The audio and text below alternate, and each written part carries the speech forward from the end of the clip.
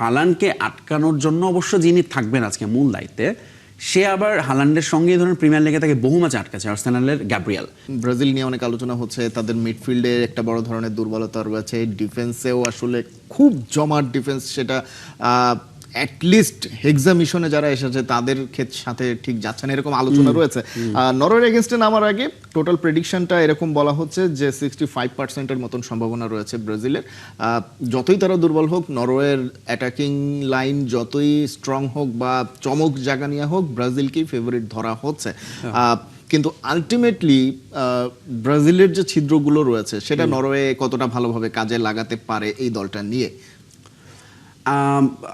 প্রথমত হচ্ছে যে অফকোর্স ব্রাজিল এই ম্যাচে ফেভারিট, এক্সপিরিয়েন্স, লেগাসি সব কিছু মিলে অভিজ্ঞতা।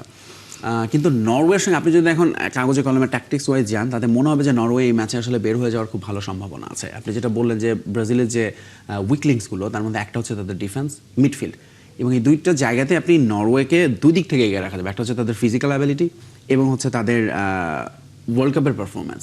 ধরুন হালান্ড, ওদেগার্ড যেভাবে পারফর্ম করছেন, সেভাবে ব্রাজিল কিছুটা সফলতা পেতে শুরু করেছিল প্যাকুইতাকে দিয়ে, তিনি নেই ইনজুরিতে এই ম্যাচে, এটা একটা বিরাট বড় ধাক্কা। এবং তাদের ডিফেন্সে পুরো টুর্নামেন্ট জুড়ে স্ট্রাগল করছে ব্রাজিলের ডিফেন্স। এখন ধরেন ওখানে হালান্ডকে আটকানোর জন্য অবশ্য যিনি থাকবেন আজকে মূল দায়িত্বে, সে আবার হালান্ডের সঙ্গেই ধরেন প্রিমিয়ার লিগে তাকে বহু ম্যাচ আটকাছে আর্সেনালের গ্যাব্রিয়েল। তো তার মেইন টাস্কটাই হবে হালান্ডকে আটকানো, and he knows how to stop Haaland. So এই জায়গাটা আমার মনে হয় যে অলরেডি তিনি প্রবাবলি ব্রাজিলের ড্রেসিং রুমে সেই মেসেজটা দিয়েছেন, because Haaland will be the main threat, যে তাকে কিভাবে আটকানো যাবে।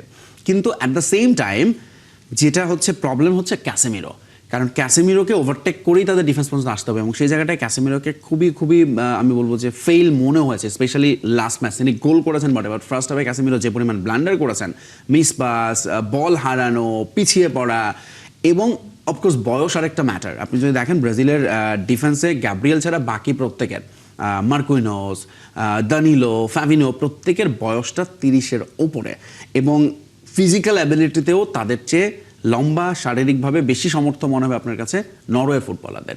এই চ্যালেঞ্জটা ব্রাজিলকে আসলে টপকাতে হবে ব্রাজিলের ন্যাচারাল স্কিল দিয়ে, সাম্বা দিয়ে। অর্থাৎ হচ্ছে ব্রাজিলকে এগেইন তাদের মানে ডিপেন্ড করতে হবে অ্যাটাকের উপরেই। সো নরওয়ের ফাইনাল থার্ডে ব্রাজিলের ফুটবলাররা দেখবেন যে সেই জায়গাটা আসলে মেইন সাফল্যটা আনতে হবে ডিফেন্সে আটকানোর জন্য। অফকোর্স এই ম্যাচটাতে আসলে লড়াইটা শেষ পর্যন্ত দেখা যাবে যে কোন দলের অ্যাটাক বেটার ফিনিশ করছে। আপনি সুযোগ হচ্ছে খুব দলে যে অনেক বেশি পাবে তা না, কিন্তু যারা বেটার ফিনিশ করতে পারবে তারাই আসলে এই ম্যাচটা শেষ পর্যন্ত গেইন করবে।